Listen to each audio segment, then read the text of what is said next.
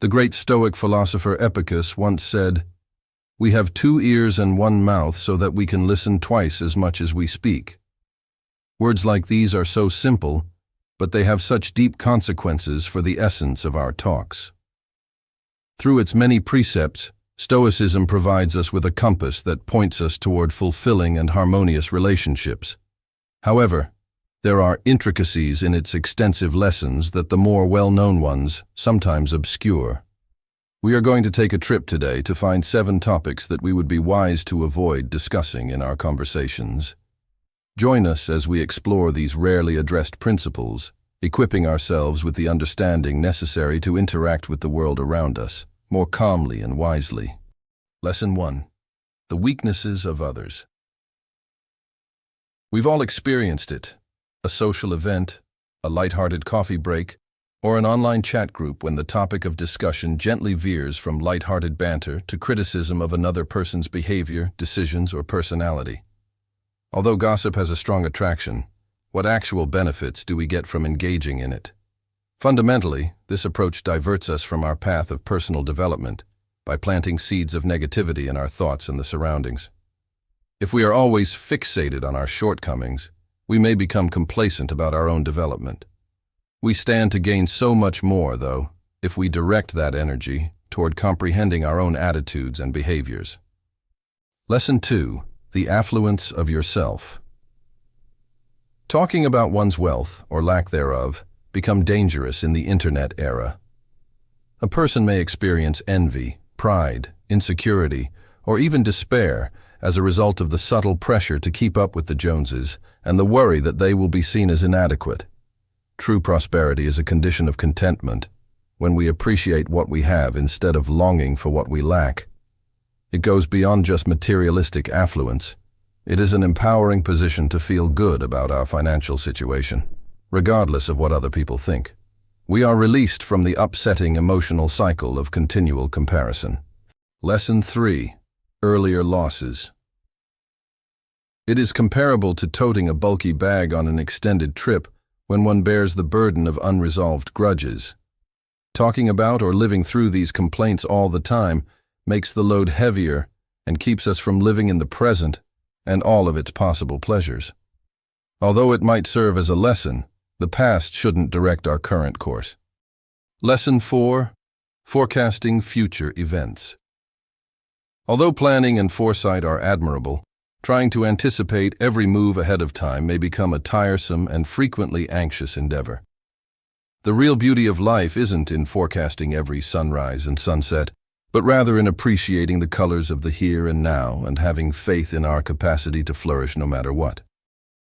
Lesson 5. Small-scale disputes. Our social connections are intricately entwined with the allure of controversy.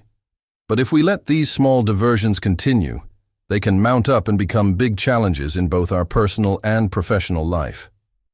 We are able to recover our mental space by deliberately choosing what we focus on and allocating it to projects that are consistent with our goals and beliefs. Lesson 6. Pretentious knowledge displays. Acquiring knowledge is an admirable undertaking. However, showing off knowledge without any real intention of using it to better oneself or others is like collecting treasures and keeping them on display for passing glances. When knowledge is employed as a means of conceit, it can become alienating. Reciting facts is not a true sign of knowledge.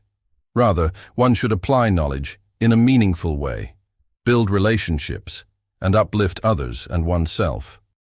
Lesson 7. Self-critical obsession. In a time when many people value perfection, many of us have extremely high expectations of ourselves.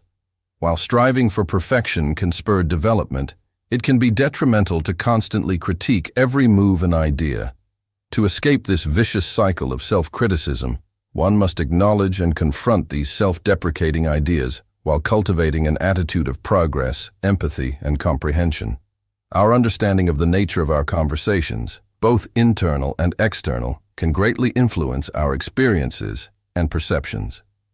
I urge everyone to take a moment to reflect on and assess the stories you frequently find yourself involved in. Are there any themes, experiences, or regrets that you feel no longer have any bearing on. Post your thoughts and observations in the space provided below. Someone else may be able to relate to your experiences, and together we can create a community that values mutual support, growth, and understanding.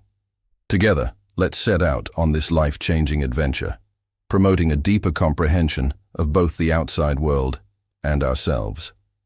I'm grateful that you took the time to share this insightful journey with me. Until our next philosophical adventure, may you always choose the Stoic path, the less traveled path. Lesson 8. Self-discipline. Stoic philosophy places a strong emphasis on self-discipline, which emphasizes the value of controlling one's impulses, feelings, and desires. Stoicism teaches us to focus on what we can change and accept what we cannot, giving us inner strength and control over how we respond to outside events.